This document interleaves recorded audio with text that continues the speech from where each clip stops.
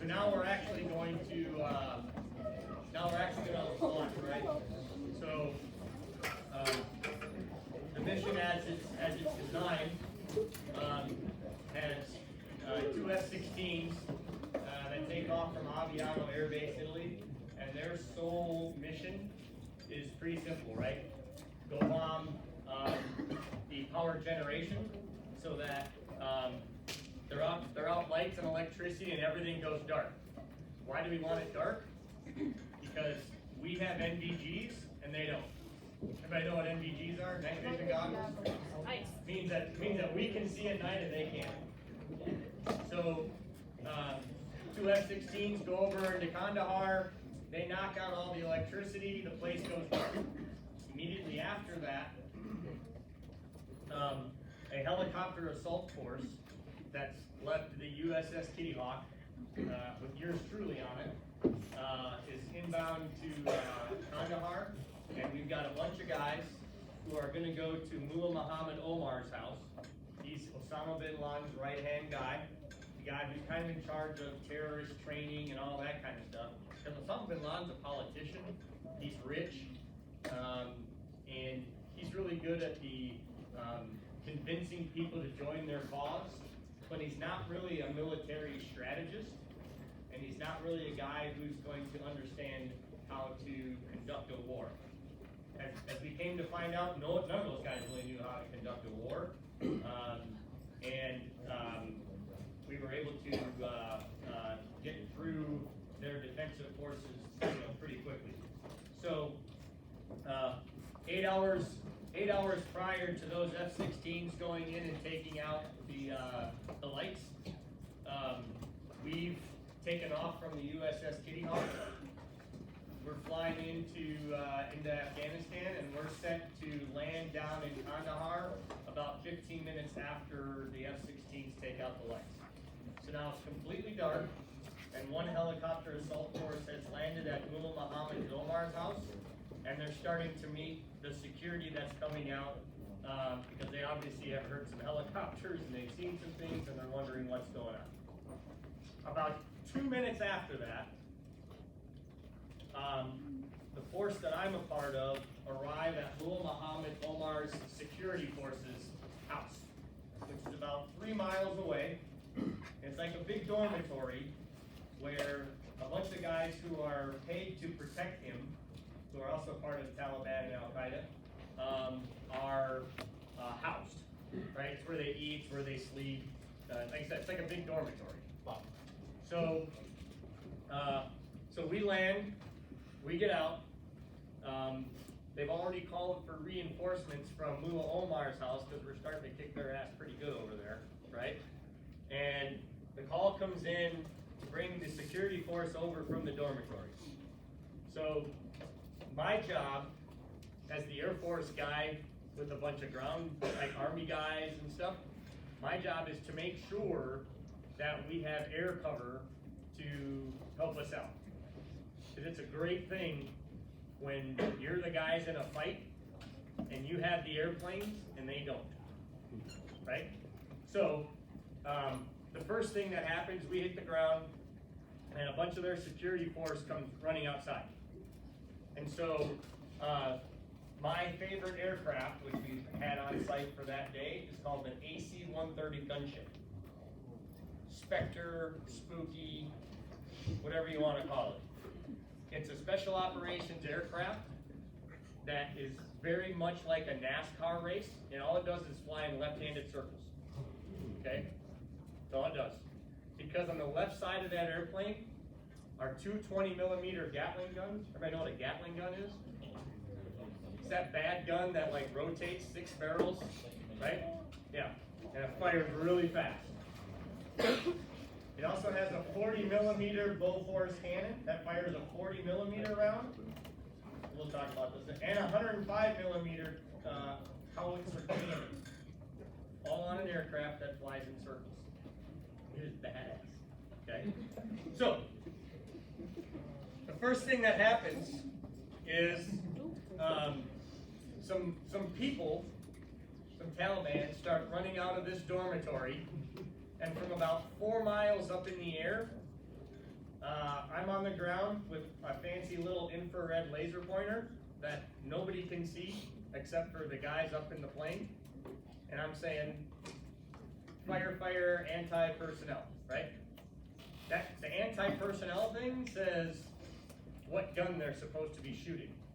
Because I don't want to send a 105mm howitzer shell to kill a person, right? It can be done. It's just overkill, right? So a bunch of guys come out and they train the guns. Train the guns means that there's a guy on the AC-130 gunship with a joystick and a television screen, and he's just training the gun. So he's moving the gun around with his joystick. Probably not like playing some sort of game you guys play on your Xbox or something else. And he's training it on people, and then the pilot, the gunner, so there's a guy that's just maintaining the guns in the airplane, and the weapons system officer all have to push the button or the gun won't fire.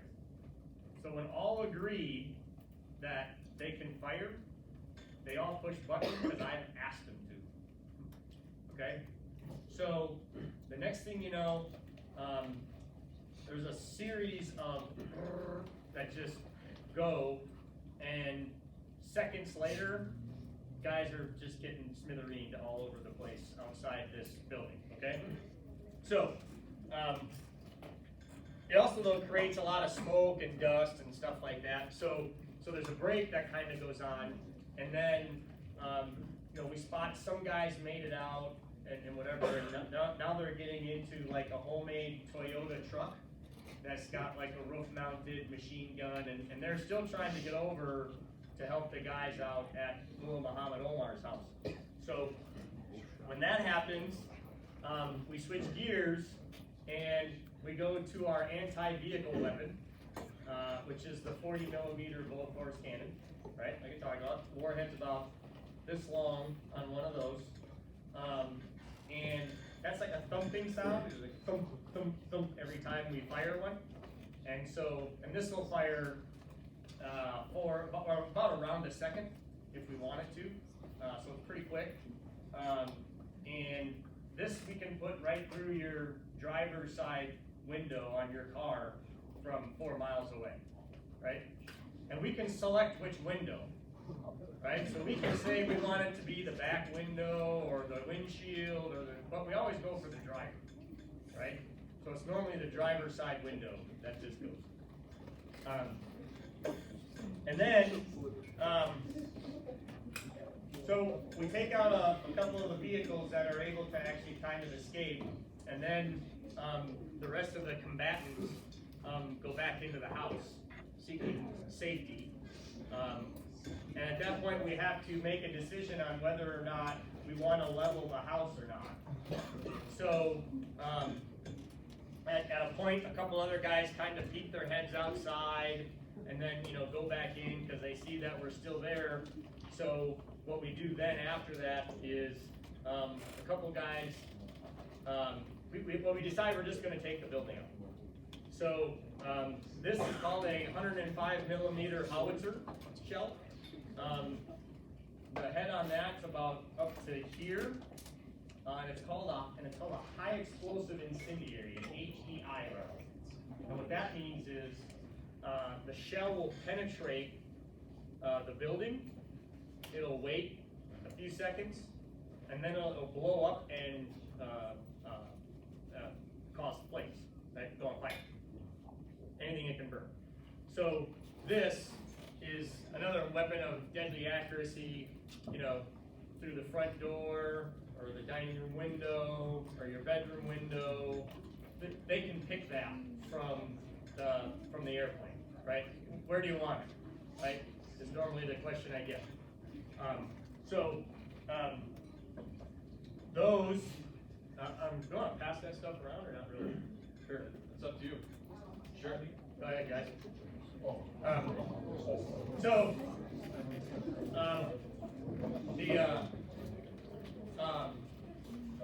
So the whole mission takes a few hours because really what we're doing, I'm kind of on the secondary side of this. The main thing that we want to do in Mullah Omar's house is we want to gather as much intelligence as we can about what they're going to do next. So are there other terrorist attacks? Where are the training camps at?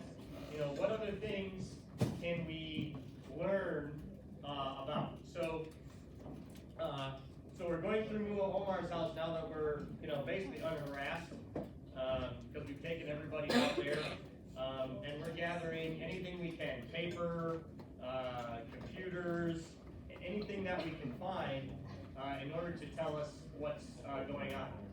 And then the other thing that we're doing is we're doing psychological warfare, right? So we take a bunch of these pamphlets, which is our, you know, the iconic 9/11 picture, and written in Arabic and in English. We write, you know, freedom endures on there so that they can see, hey, you know what? Yeah, you sucker punched us, but now we're back, right? We take a bunch of pig's blood and we spread it throughout his entire house. Does anybody know why we did that? Lois, go ahead. They're originally going to get eating pork. What's that? They're originally going to get eating pork and stuff like that. They think the pig is an unholy animal, right? So imagine that. No bacon, no ham, none of that, right? So we take pig's blood, we spread it around his house, and then we also put a bunch of listening devices in there so that we can hear about any conversation or anything that happens after he comes back into his house later on. Once we've done all that, we pack up all of our gear and we head back to the ship for another 8-hour helicopter ride back to USS Kitty Hawk, arriving sometime mid next morning. And that's the first mission.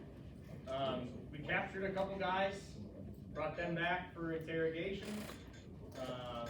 and that was the deal.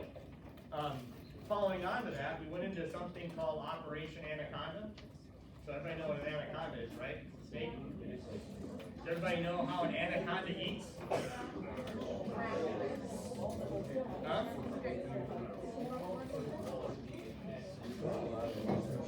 Yeah. So what an anaconda does, hey, listen up. So what an anaconda does is it finds its prey, it basically squeezes the life out of it. It's a constrictor, right? And then it eats it whole.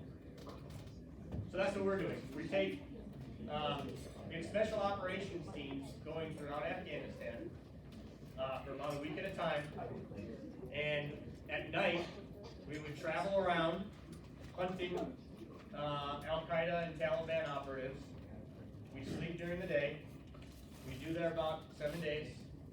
And then we drop off a new team, the whole team would get picked up. We go back onto the ship, get 7 days of vacation, long hot showers, those kinds of things. And then after 7 days, you know, back into combat, do it all over again. In late November, we got word that there were a couple of young ladies who were Christian missionaries, Heather Mercer and Dana Curry, who were being held prisoner in Kabul in a hotel with 4 Germans and 2 Australian guys for the crime of practicing Christianity in Afghanistan. Practicing Christianity in Afghanistan under the Taliban is illegal. So they were held in prison, they were sentenced to death. Unfortunately for the Taliban, fortunately for us, they were never actually killed because by the end of November, the Taliban were preoccupied with us. And so, again, another night mission. We landed a helicopter on the roof in Kabul. We had a SEAL team go in and rescue those ladies and those gentlemen, and then flew them to Islamabad, Pakistan, where we had an Air Force base set up. So think about this. This is October 17th to the end of November, and we've already pretty much decimated the country in about 6 weeks. on, on one mission, you guys remember we talked about the Moab earlier? I showed you that picture of that bomb looking like a pig. So we were dropping food to friendlies in Afghanistan. The Taliban kind of got word of that. They were then intimidating, shooting people that showed up for our drops of food. Again, they want to keep people, pressed and reliant on them. So we found out that they were doing that. So then one night we said, well, we won't drop food. We'll just drop a Moab on them instead. So it all looks the same coming in the dark of night. There's a big pallet coming down. There's 3 parachutes that are helping it slowly float to the ground. And this time, instead of the food reaching the ground, at about 100 yards above the ground, we have an altimeter detonator that basically says at 100 yards above the ground, blow up this bomb. It does, and it looks like we went nuclear, which we really did. We had to get creative on how we fought this war because that's not normally what that bomb is used for, but still effective nonetheless. Next. So on Thanksgiving Day, I didn't have to work. We were kind of off. My team was back on the ship, so we got to do some fun things. They had some F-18s that were still on the ship, so the Navy decided they were going to do some bombing runs. They got the approval to do that, so it was my opportunity to write some things on the bombs. That's me up there, much younger gentleman. And this is kind of a picture that exemplifies what we are. We're on board a USS Kitty Hawk, a Navy ship. You got this Air Force guy right here, and then you got 2 Army guys standing next to me.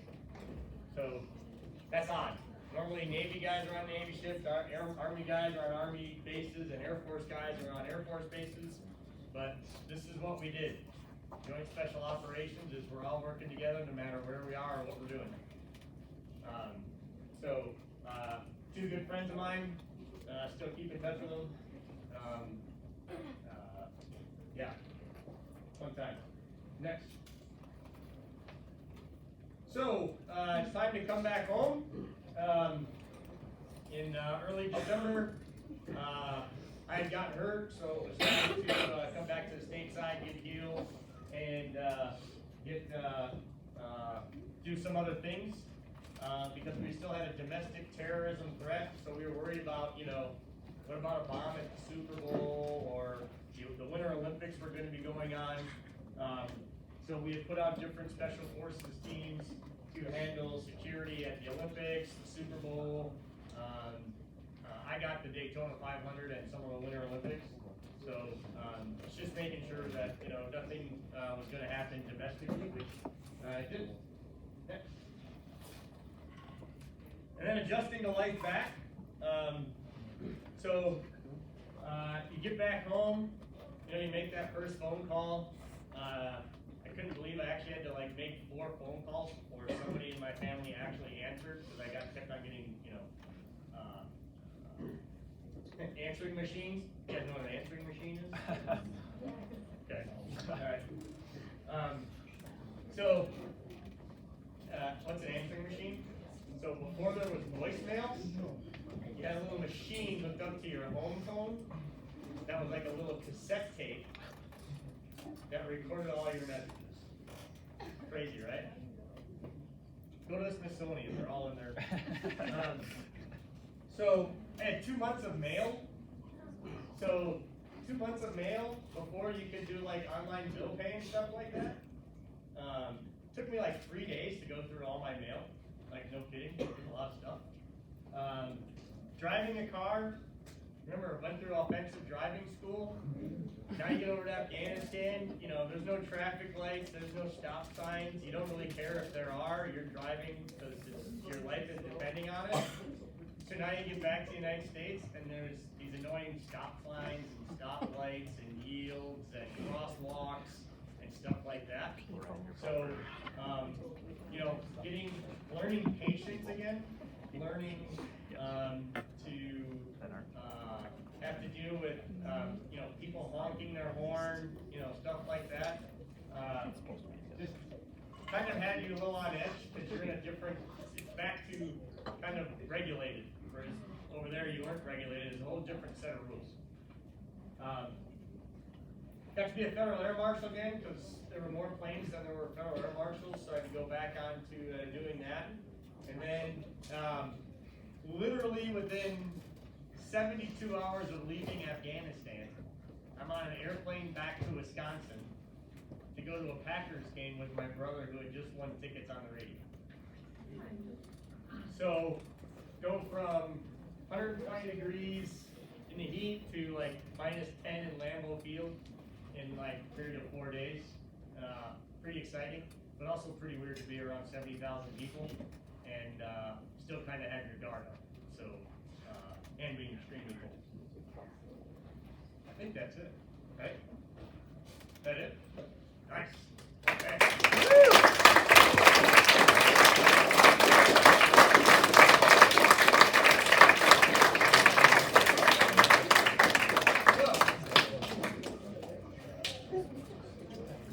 You want to ask him?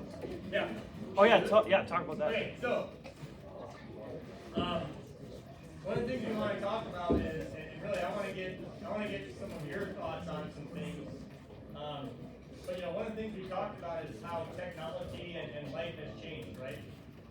Before September 11th, you could literally park your car next to an airport and walk to the gate to meet who was ever coming off of that airplane. There was no such thing as TSA. TSA was born as a result of September 11th. There were a lot of different things. We talked about payphones, right?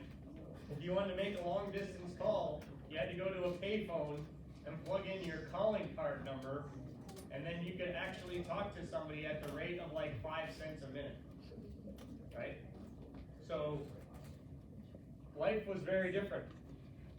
But we also had some pretty cool technology things back then that I think will be the precursor of things that we now, well, I know there's things that we now have, like satellite telephones or whatever. We had that back in 2001, right? We had a thing called the Inmarsat, which was a phone with an antenna on it about this big that I could carry in my pocket and I could talk to anybody in the world. One of the things we were talking about in the last class was we had a special version of Oakley sunglasses, okay? So, so we had Oakley sunglasses that had batteries in here and had a couple of little antennas. And these were also night vision capable, but we also had information on the lenses. So in my little special operations team up here in the upper right, there would be a dot, there'd be a white dot or red dot that indicated me, and then a bunch of white dots that indicated the rest of my teammates and where they were around me. So there'd be a red dot and an arrow indicating which direction I was moving, and then a white dot where all the other guys were around me. And then over here, we would have a compass that would say you're going north, south, east, west, whatever. And it would give us other information that we were, like if I had an airplane that was inbound or something like that, it would give me indications of like a resupply airplane or whatever. So we had information that was scrolling on the sides of our lenses, so we could still see things. In addition to just being really cool, intimidating sunglasses. So, don't have that yet. Keep wondering when Oakley's going to do that. Yeah. So, yeah. So questions from anybody, and then I want to get your thoughts on something as well. So, no questions. Yeah.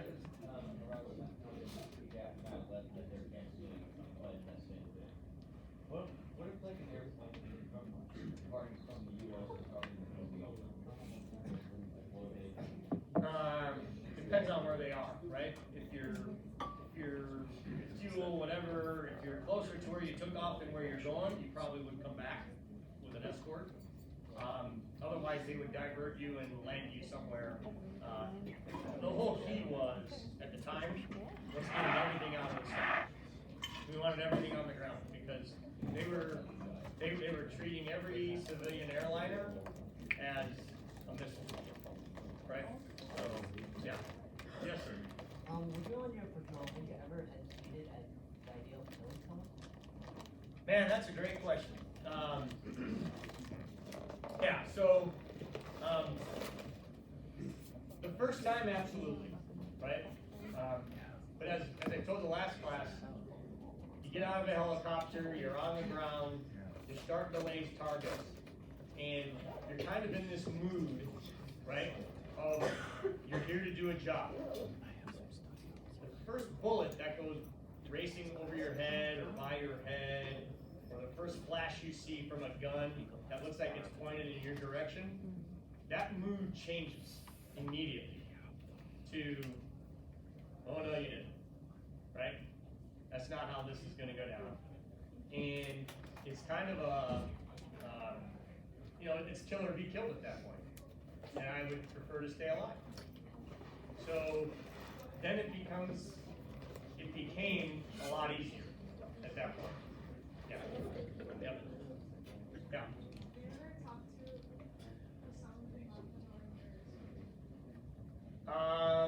I've never talked to Osama bin Laden. I don't, terrorist. I talked to a terrorist. I have no idea. Yeah. They were speaking Pashtun. I didn't speak it. I just said, whatever, dude. Put the cuffs on, threw him in the helicopter, and away you went. So I let somebody else converse with him who knew what he was saying. I don't know Pashtun. No, I don't know any Middle Eastern language. What's that? What did that person do? Who's that? The guy we captured? Well, he shot at us, so that immediately made him not my friend. And really, he was, depending upon how you look at it, he was one of the lucky guys because he surrendered, so we didn't shoot him or kill him. And after our job is just to handle that. After that, we let the CIA and the intelligence guys interrogate, and they kind of do their thing.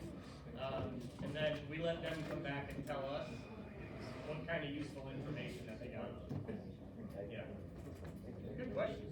Yeah. Yeah. Do you feel unsafe when you were like sleeping during the day? Absolutely. Yeah. That Yeah. there was like Well, somebody's always on guard, so we kind of rotated, somebody staying awake and kind of doing the protecting, and we were always in some pretty good, we were always in areas where, easily to defend, and, but yeah, there's always some of that. It's not our fault. That's a false alarm there? That's a different. Can I ask you a question, and then you can ask them the question you want? Yep. Okay, so recent events, couple weeks, right? Afghanistan, Yep. some changes. Now, it's been 20 years since 9/11. It's been about that since you've been on the ground there. And now there's some issues again. Your personal reactions and feelings, you kind of shared some things in the first class. Would you be willing to share that again for this group? Yeah. So, and we talked about this in the last class, and it's tough. It's tough when we've been there for 20 years, lost friends. We've had obviously a lot of changes have gone on there. Put a lot of time and effort and bloodshed into fighting terrorism, and it all goes away so quickly. You see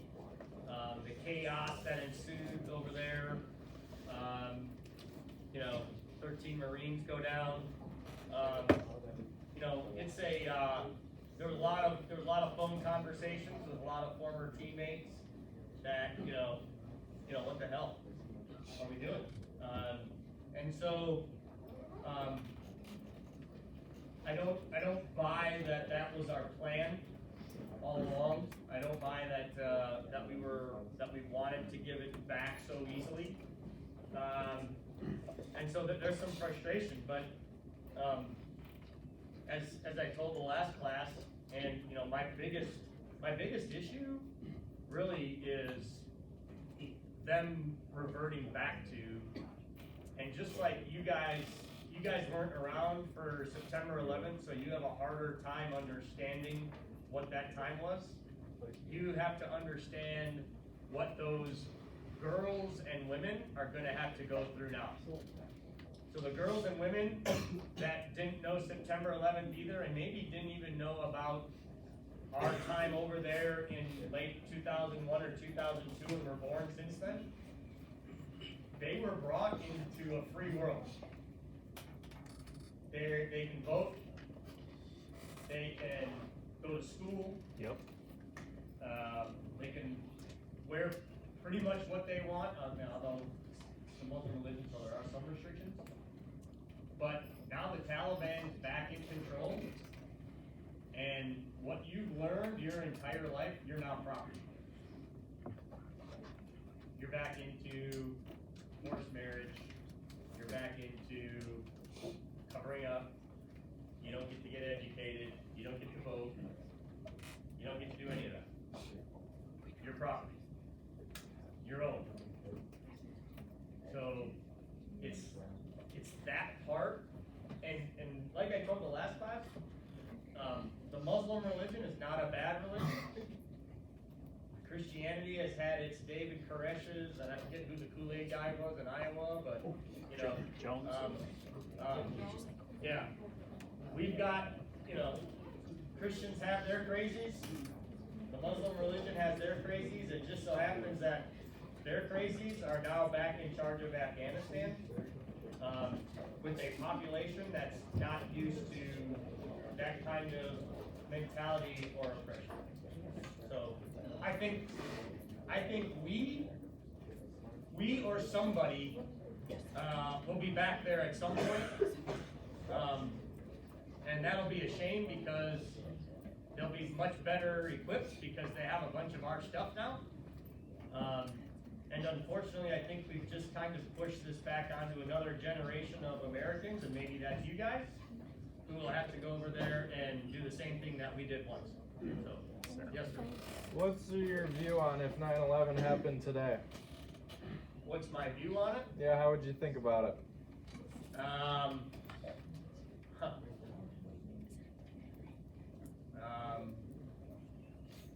That's tough, because I'm too old to do something about it now, although I'd really like to.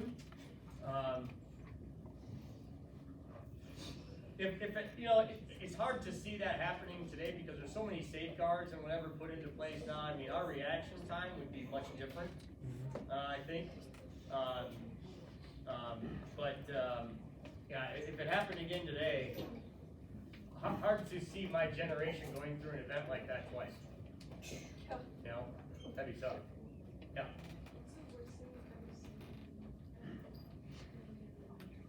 The worst thing I've ever seen. Like worst as in like mentally kicking your butt. Yeah. Yeah, I mean, seeing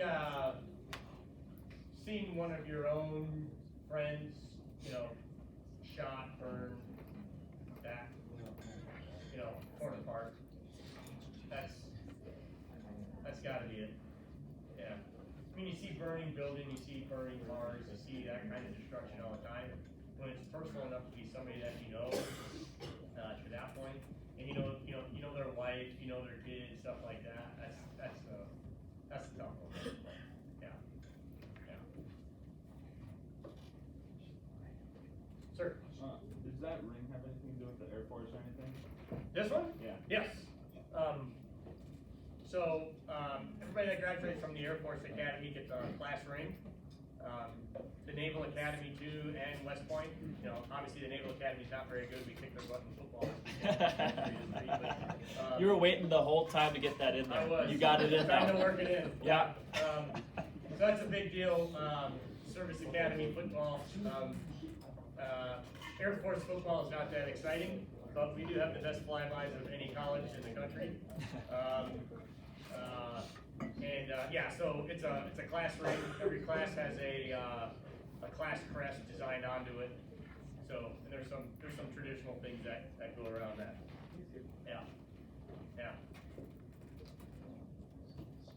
Anybody else? So I've got a question. You got like 10 minutes for this one. Yeah, This you is do. good. Yep. We should be able to get almost everybody's opinion. So, I want to know what your impressions are, since you guys weren't around for September 11th, right? You kind of, I don't want to say you lack the historical context of that event, right? But what I want to know is, what is your thoughts on the Afghanistan withdrawal and that country now being back under the Taliban? And maybe you didn't understand the whole women, girls as property thing. I don't know if you were aware of that. But I want to know what your thoughts are on that, because I'm pretty sure our perspectives, my perspective, and those of your teachers who lived through September 11th is very different from yours. So I'd like to understand what you guys think about it. Don't be shy. Huh? Yes.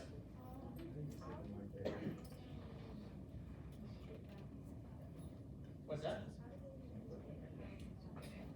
How'd they get power back?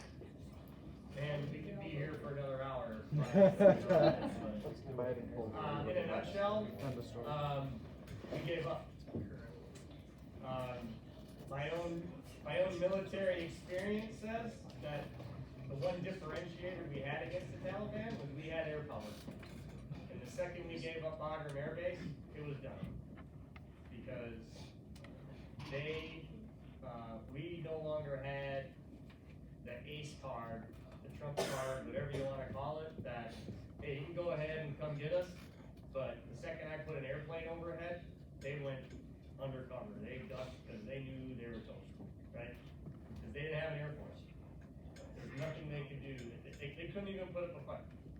So when that happened, it was done. Huh? Why did it go away? That is a great question that I couldn't tell you the answer. Huh? Not our country. I don't know. I've been out for a long time, so. No. So yeah, what are your thoughts on the Taliban taking over Afghanistan? Yes, sir. It's not really a question, but kind of a question for you. Do you think that we lost Afghanistan like we lost Vietnam? Do what now? Do you think that we lost Afghanistan like we lost Vietnam? Because in my way, I feel like we did lose Afghanistan like we lost Vietnam. There's a little bit of difference in that. In Vietnam, we just plain got beat, right? We evacuated, and the North Vietnamese, backed by the Chinese, and the Russians they were stronger, and we didn't really we really kind of lost the will of the South Vietnamese to fight, because we didn't treat them that well. And that was kind of the lesson we learned out of Vietnam. I think this was different in that we kind of we gave up. If we'd have stayed, there's no doubt in my mind today would be just like it was a month ago, a year ago, right? We hadn't lost a U.S. service member in Afghanistan for like 18 months, and suddenly we just withdrew and gave up the country. So. Yes, ma'am. I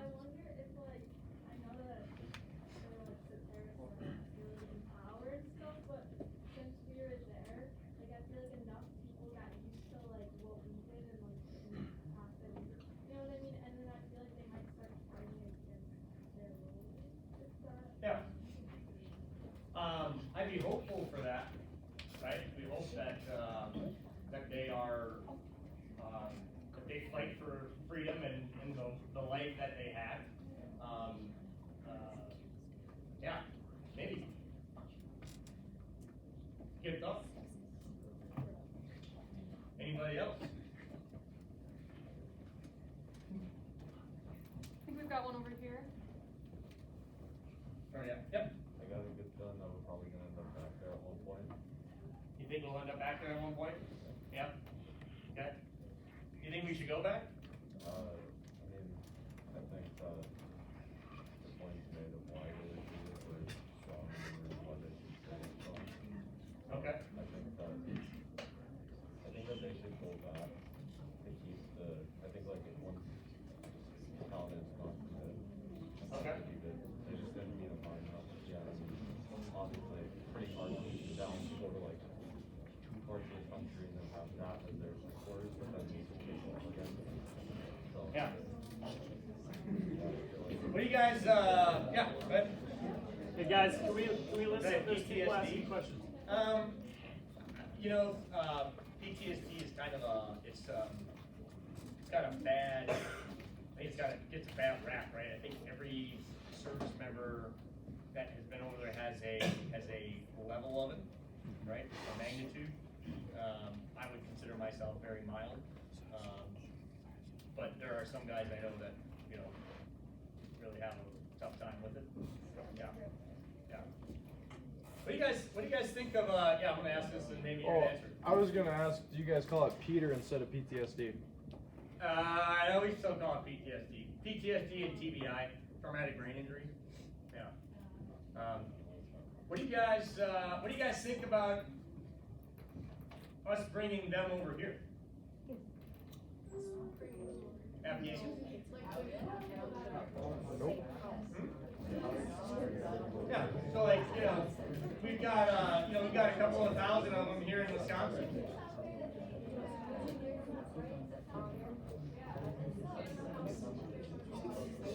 Okay. Okay. So get them out of there and bring them back? Bring them over? What do you think? Yep. Well, okay, yes, no, I agree with that. I don't want to start a debate in here, but. That's a pretty big topic. Hey, yeah, hey, so I'm like, hey guys, I'm deaf in one here, so I can't hardly hear, but you guys are all chattering, so. What do you got? What do you got? If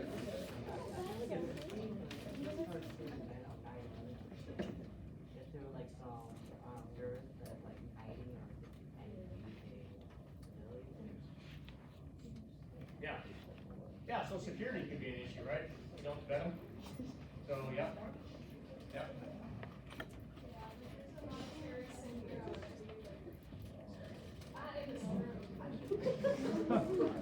I didn't know they're not in this room. Alright. That's good. No, you're right. I mean, you know, there's always concerns when you bring people over. I mean, imagine a bunch of people that are used to like a Muslim religion coming to Wisconsin, which is traditionally Christian, German settled, Polish settled, right? So they're gonna come here and they're gonna bring traditions, cultural norms that are gonna conflict with ours, right? So yeah. So there's going to have to be some assimilation, right? It's going to be hard for them. It might be hard for us, right? Yeah. I know ethics-wise, is a really good thing that you guys have considered. Hey guys. Ethics-wise, it's not really the greatest thing. Did you ever consider The nuke? Yeah. I didn't, because that was my job to consider what weapon we used. There were times that I would have been fully in favor of just dropping one of those things. Luckily, I wasn't in charge.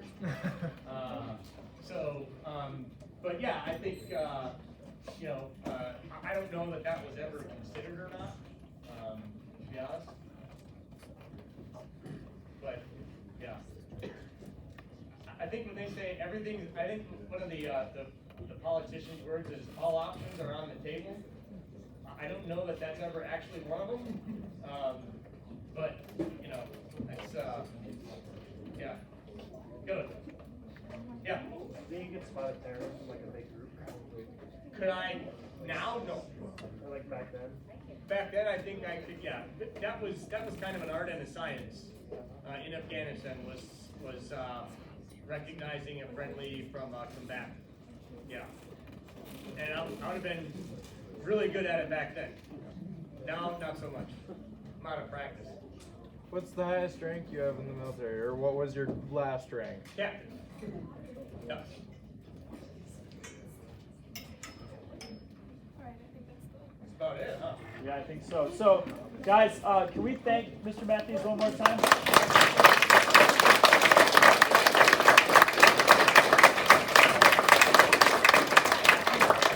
If you want to go up Thank you guys for being a great audience, but I do want my howitzer shell back wherever that is.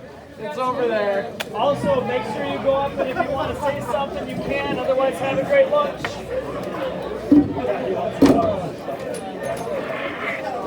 Howard.